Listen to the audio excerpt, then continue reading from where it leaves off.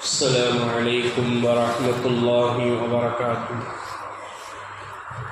الحمد لله رب العالمين والعاقبة للمتقين والصلاة والسلام على نبي المرسلين وعلى آله الطيبين وأصحابه الطاهرين وكلهم أجمعين، أما بعد، فأعوذ بالله من الشيطان الرجيم. بسم الله الرحمن الرحيم.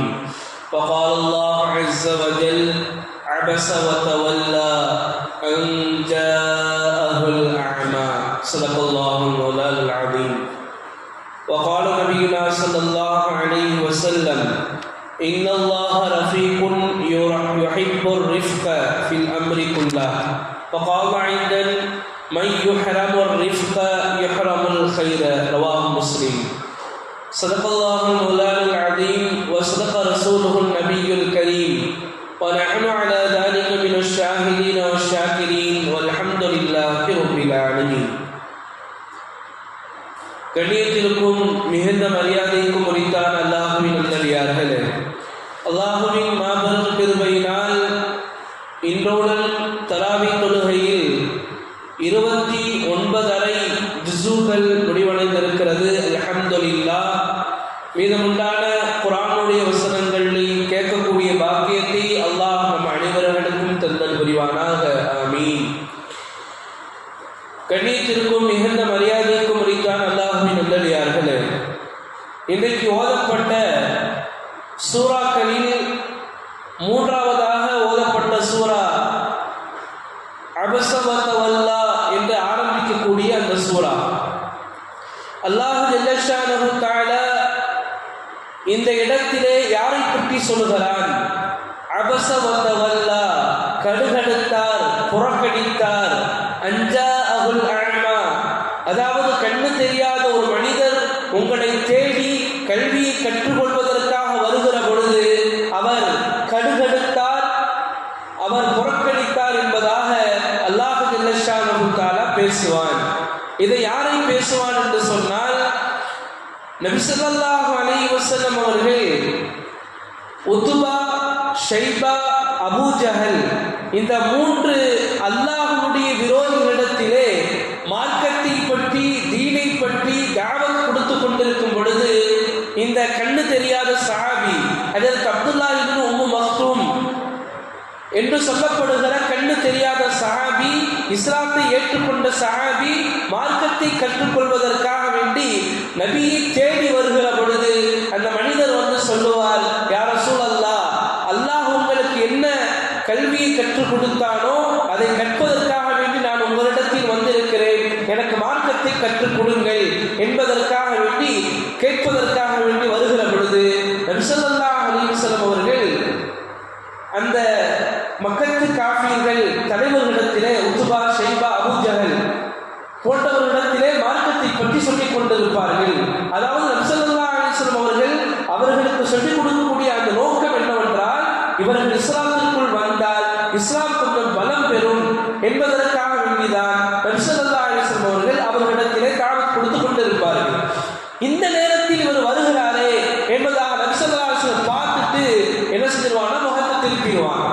அல்லாஹ் ஜல்ல ஷானஹு தஆலா பார்த்து சொல்லுவான்: அபஸ வ தவல்லா அன் ஜாஅஹுல் அஅமா, உங்களிடத்துல மார்க்கத்தை கற்றுக்கொள்வதற்காக வேண்டி ஒருவர் வருகிற பொழுது இப்படி நடந்து கொள்ளலாமா, இப்படி நடந்து கொள்வது கூடுமா என்பதாக அல்லாஹ் தஆலா இந்த இடத்திலே கண்டிக்கிறார்.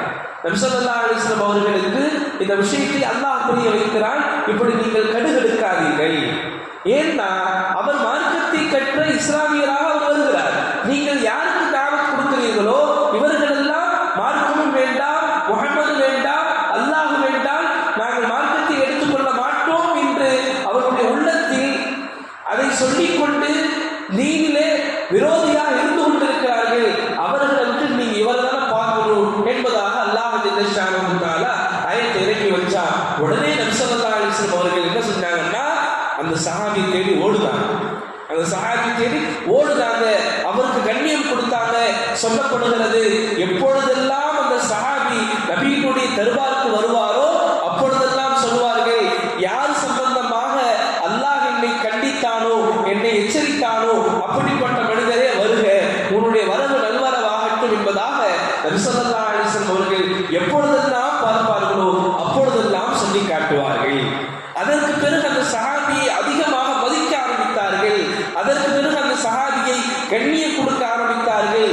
எந்த அளவுக்கு கண்ணியம் கொடுத்தார்கள் என்று சொன்னால், எப்பொழுதெல்லாம் நபி ஸல்லல்லாஹு அலைஹி வஸல்லம் அவர்கள் மதீனாவிலிருந்து போருக்காக வேண்டியோ அல்லது தன்னுடைய வேலைக்காக வேண்டியோ மதீனாவை விட்டு வேறு ஊருக்கு சென்றால், போய் வரும் வரைக்கும் பொறுப்புதாரியாக, அதாவது நாயிப் இமாமாக ஹஜ்ரத் அப்துல்லா இப்னு உம்மு மக்தூம் கண்ணு தெரியாத இந்த சஹாபியை நபி ஸல்லல்லாஹு அலைஹி வஸல்லம் அவர்கள் மதீனாவிலே விட்டு செல்வார்கள்.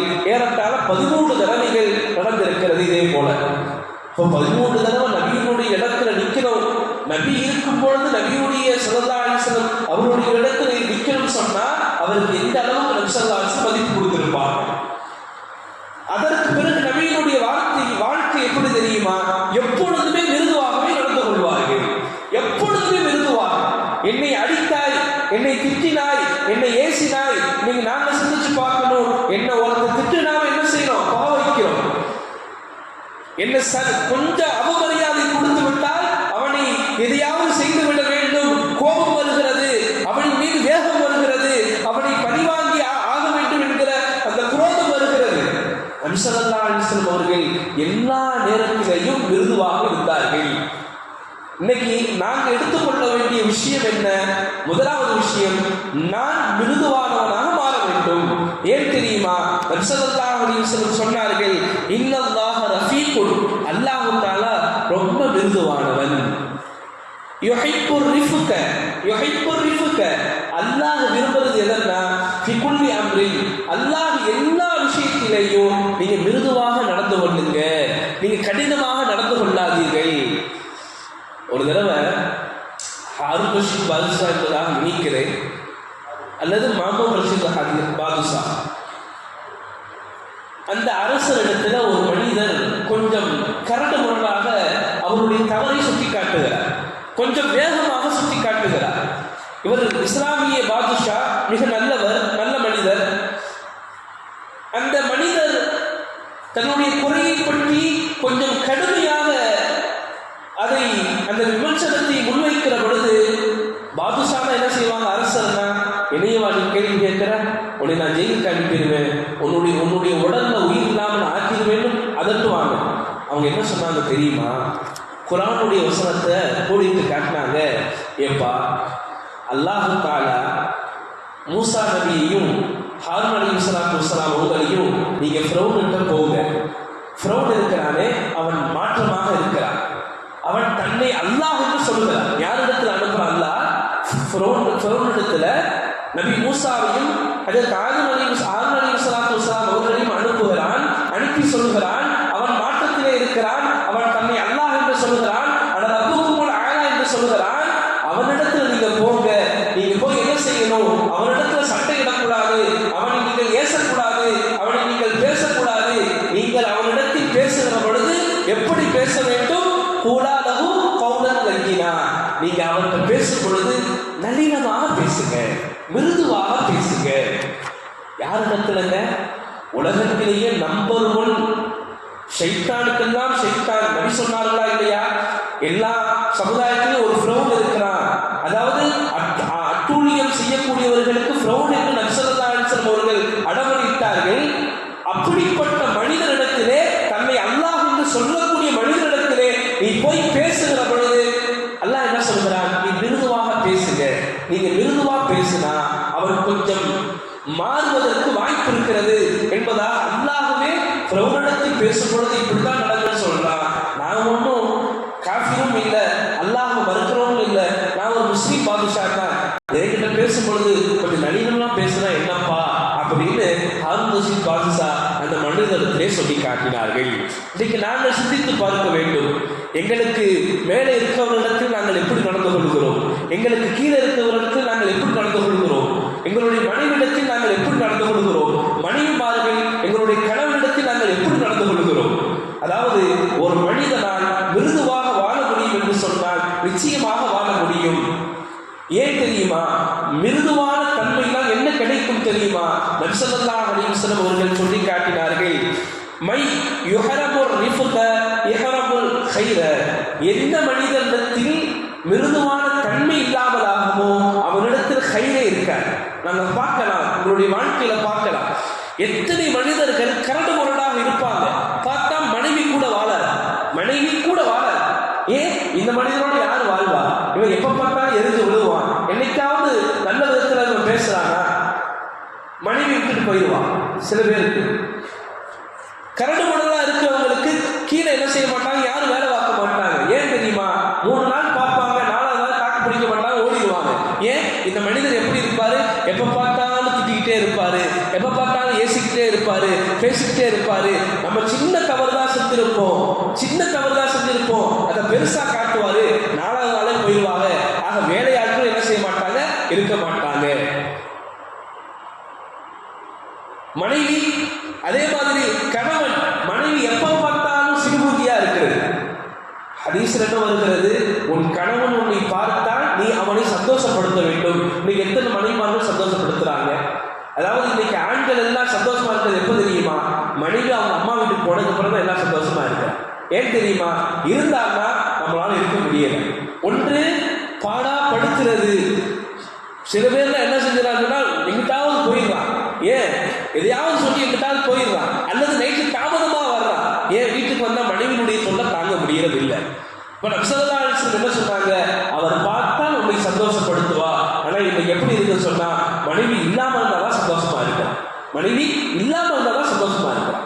அப்ப மனைவி எப்படி இருக்கணும்? மிருதுவாக இருக்கணும். கணவனிடத்துல சஹாபாக்களை படிங்க. ஹயாத்து சஹாபாங்கிற ஒரு நூல் இருக்குது, அதை வாங்கி எல்லாரும் படிக்கணும். அதில் எப்படி பெண்கள் நடந்து கொண்டாங்க தெரியுமா? இப்ப அதையெல்லாம் விளக்குனா பயான் மீண்டும். அப்போ மனைவி என்ன செய்யணும்? கணவனிடத்துல நல்ல முறையில் நடந்து கொள்ளணும். கணவன் இருக்கிறானே, மனைவி இடத்தில் நல்ல முறையில் நடந்து கொள்ளணும். எல்லா மனிதர்களுக்கும் குறை இருக்குது, யாருமே குறைக்கு அப்பாற்பட்டவர்கள் அல்ல. என்ன செய்யணும்? மறைத்து மன்னித்து கொஞ்சம் கூட குறையதான் இருக்கும், கொஞ்சம் அப்படி இப்படி அட்ஜஸ்ட் பண்ணி தான் வாழணும். ஏன் தெரியுமா? இங்க குறை அல்லாஹ் மனிதனை குறையுடன் படைத்து விட்டு எல்லாரோடையும் சேர்த்துதான் அல்லாஹ் வச்சிருக்கிறான். ஏன் தெரியுமா? உன் மனைவிட்ட குறை இருக்கும், ஆனா நீ அதை மறைச்சு வாழணும். அதான் நல்ல கணவன். கணவனிடத்துல குறை இருக்கும், அதை மறைச்சு ஏற்றுக்கிட்டு நீ வாழணும். அதான் நல்ல மனைவி. நல்ல மனைவிக்கு உதாரணம் என்ன? என் கணவனிடத்துல குறை இருக்கும், அல்லாஹ்வுக்காக என்ன செய்யணும்? அதை மறைச்சு வாழணும். அல்லாஹ் அதைத்தான் விரும்பலாம். கணவன் நல்ல கணவன் யாரு? மனைவியிடத்துல ஏதாவது குறைகள் இருக்கும். நபி ஸல்லல்லாஹு அலைஹி வஸல்லம் சொன்னாங்களா இல்லையா? உன்னுடைய மனைவியிடத்திலே ஒரு குணம் கெட்டதாக இருந்தால் இன்னொரு குணம் நல்லதா இருக்கா, அதை எடுத்துக்கொண்டு நீ அவளோட வாழுப்பா, அவளை விட்டாதப்பா அப்படின்னு அல்லாஹ் நபி ஸல்லல்லாஹு அலைஹி வஸல்லம் சொல்லி காட்டினாங்க. அப்போ நாங்கள் மிருதுவான தன்மை எடுக்கிற பொழுது எங்களுடைய வாழ்க்கை சுபிட்சமாக ஆகும். எங்களுடைய வேலையாட்கள் நல்லவங்களாக இருப்பாங்க. இப்ப வேலை பார்க்கக்கூடிய இடத்துல ஏதாவது தவறு நடக்குது, கொஞ்சம் அட்ஜஸ்ட் பண்ணி போகணும். இதை கொஞ்சம் திருத்திக்கப்பா, இதை கொஞ்சம் அப்படி மாத்திக்கப்பா அப்படின்னு போனா 2 பேருக்கும் இணக்கமா போகணும். இவரும் அவருக்கு துவா செய்வாரு, அவர் இவருக்கு துவா செய்வாரு. அங்க சமுதாயத்துல ஒரு நல்ல விஷயங்கள் நடக்கும். அதனால நபி ஸல்லல்லாஹு அலைஹி வஸல்லம் சொல்லி காட்டினார்கள். இன்னொரு ஹதீஸிலே கால பஷ்ஷிரு, நீங்க சுப செய்தி சொல்லுங்க, வலா துனஃபிரு, நீங்க என்ன செய்யாதீங்கன்னா வெறுப்படையாதீர்கள்.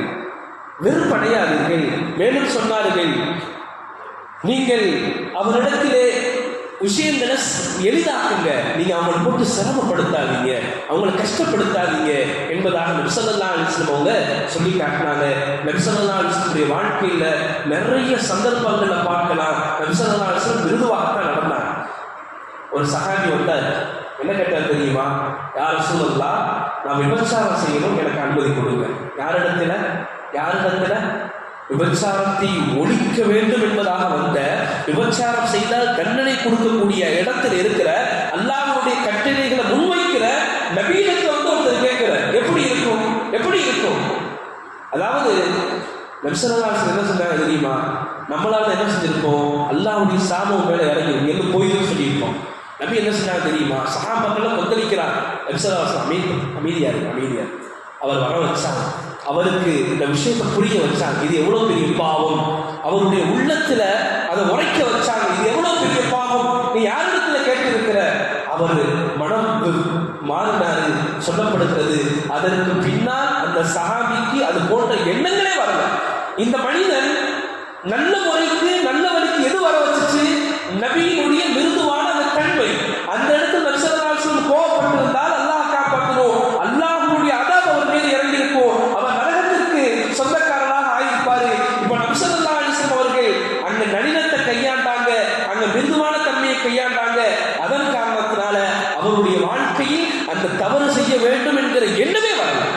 அப்ப நபி ஸல்லல்லாஹு அலைஹி வஸல்லம் என்ன சொன்னாங்க, மிருதுவான விஷயத்தை கையாண்டாங்க. ஒருத்தர் பள்ளிவாசல சிறுநீர் கழிக்கிறார், சஹாபாக்கள் அடிக்க ஓடுறாங்க, பிடிக்க ஓடுறாங்க. நபி ஸல்லல்லாஹு அலைஹி வஸல்லம் விட்டுருங்க சொல்லிட்டு அவர் நல்ல முறையில சிறுநீர் கழிச்சிட்டாரு. என்ன செய்ய, ஒரு வாளியில தண்ணி எடுத்து வந்து அதை கழுவுங்க.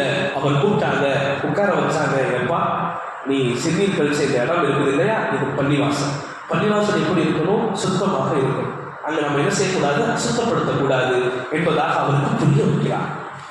இங்க பிரச்சனை, எல்லாத்துக்கும் மத்தியில பிரச்சனை என்னன்னா, நளினமான முறையில எடுத்து வைக்கிறது இல்லை, அதை கரண்டு மூடலான முறையில் நாங்கள் எடுத்து வைக்கிறோம். என்ன நலவு உண்டாகணுமோ, இன்னைக்கு சமுதாயத்துல கணவன் மனைவிக்கு மத்தியில, வேலையாட்கள் முதலாளிக்கு மத்தியில, எல்லா இடங்களிலும், மதரசாக்களிலும் சரி, எல்லா இடங்களிலும் அவர்கள் அந்த நலவை விட்டும் தீயதற்கு போவதற்கு காரணம் எதுவென்று சொன்னால், அங்கே நளினத்தை இவர்கள் கையாளுவது இல்லை. இது போன்ற நிறைய சம்பவங்கள் இருக்குது. நபி ஸல்லல்லாஹு அலைஹி வஸல்லம் அவங்கள்ட்ட யூதர்கள் வந்தாங்க, அஸ்ஸலாமு அலைக்கும் சொல்றதுக்கு பதிலா அஸ்ஸாமு அலைக்கும் சொல்லிட்டாங்க. அப்படின்னா என்ன அர்த்தம்னா, உங்களின் மீது மௌத் உண்டாகுதுன்னு அர்த்தம். ஆயிஷா அம்மா கேட்கிறாங்க, அவங்களுக்கு விளங்குது. ஆயிஷா அம்மா என்ன சொல்றாங்கன்னா, பதில் கொடுக்குறாங்க, உங்களின் மீது மௌத் உண்டாகட்டும். நபி உடனே தடுத்தார். ஆயிஷா அப்படி சொல்லாரு, நீ என்ன செய், நளினமான முறைகளை நீ கையாளு என்பதாக நபி ஸல்லல்லாஹு அலைஹி வஸல்லம் அவர்கள் அவங்கள திட்டல, அவங்கள ஏசல, தன்னுடைய மனைவிக்கு சொல்லி கொடுத்தாங்க, நீ நளினத்தை கையாளுவா, நீ கரடு முன்னால வார்த்தையை கையாள நீ அதை எடுத்துக்கொள்ளாத, அதை விட்டுது என்பதாக தன்னுடைய மனைவிக்கு நபி ஸல்லல்லாஹு அலைஹி வஸல்லம் அவர்கள் சொல்லிக் கொடுத்தார்கள். எனவே நபி ஸல்லல்லாஹு அலைஹி வஸல்லம் சொன்னார்கள், நான் சொர்க்கவாசி உங்களுக்கு அறிவிக்கட்டுமா அப்படின்னு கேட்டாங்க. யார சொல்லலாம், அறிவியுங்கள். எந்த மனிதன் மென்மையான சுபாவத்தில் வளருகிறானோ, வாழ்கிறானோ, நடந்து கொள்கிறானோ, எல்லா விஷயத்திலையும் புரிந்து கொள்ளுங்கள், இவன் தான் சொர்க்கவாசி என்பதாக நபி ஸல்லல்லாஹு அலைஹி வஸல்லம் அவர்கள் சொல்லி காட்டினார்கள். எனவே இந்த சம்பவங்களிலிருந்து நாம் புரிய வேண்டியது, நம்முடைய உள்ளத்தை மென்மையால் நிரப்ப வேண்டும், எல்லா மனிதர்களையும் மன்னிக்க வேண்டும். எதற்காக வேண்டி, அல்லாஹ்வுக்காக வேண்டி. நபி ஸல்லல்லாஹு அலைஹி வஸல்லம் சொல்லி காட்டினார்கள், மன் தவாதஅ அஹதுன் லில்லாஹி, எந்த மனிதன் அல்லாஹ்வுக்காக வேண்டி தன்னை காட்டிக் கொள்கிறானோ, அல்லாஹ் நபி ஸல்லல்லாஹு அலைஹி வஸல்லம் சொன்னார்கள், இல்லா ரஃபஅஹுல்லாஹ், அல்லாஹ் அவர் என்ன செய்வான், அவரை உயர்த்துவான். அல்லாஹ்வுக்காண்டி அந்த இடத்துல நான் தாழ்ந்து போக முடியாது, என்னுடைய மதிப்பு அங்கே குறைகிறது. இருந்தாலும் நான் அல்லாஹ்வுக்காக வேண்டி தாழ்த்துகிற பொழுது அல்லாஹ் என்ன செய்வான், எல்லா படைப்புகளுக்கு முன்னாடியும் அவன் உயர்த்திடுவான். அந்த உயர்வு எங்கே கிடைக்கும் தெரியுமா, தாழ்த்த கூடாத இடத்தில் தன்னை தாழ்த்தியதால் அல்லாஹ் என்ன செய்வான், எல்லாத்துக்கு முன்னாடி உயர்த்துவான் என்பதாக நபி ஸல்லல்லாஹு அலைஹி வஸல்லம் அவர்கள் சொல்லி காட்டினார்கள். எனவே நாம் நம்முடைய மனைவிக்கு மத்தியிலேயும், நம்முடைய குடும்பத்தார்களுக்கு மத்தியிலேயும் அனைவர்களையும் மன்னிப்போம், அனைவரிடத்திலும் நளினமான முறையில் நடந்து கொள்வோம். எந்த மனிதன் நளினமான முறையில் மென்மையான முறையில் நடந்து கொள்வானோ, அல்லாஹும் அவனோடு மென்மையான முறையில் நடந்து கொள்வான் என்பதாக ஹதீஸினுடைய கருத்துக்கள் இருக்கிறது. அல்லாஹ் ஜல்ல ஷானஹு தஆலா மென்மையான சுபாவத்தில் நம் அனைவர்களையும் ஆக்குவானாக. நம்முடைய உள்ளத்தை நளினமான முறையில் மென்மையான சுபாவத்தை அல்லாஹ் தஆலா கொண்டு வருவானாக. நம்முடைய மனைவிமார்களையும் நம்முடைய குடும்பத்தார்களையும் அல்லாஹ் ஜல்ல ஷானஹு தஆலா மென்மையான சுபாவத்தில் ஆக்குவானாக. ஆமீன். வ ஆகிரு தவானா அல்ஹம்துலில்லாஹி ரப்பில் ஆலமீன். அஸ்ஸலாமு அலைக்கும்.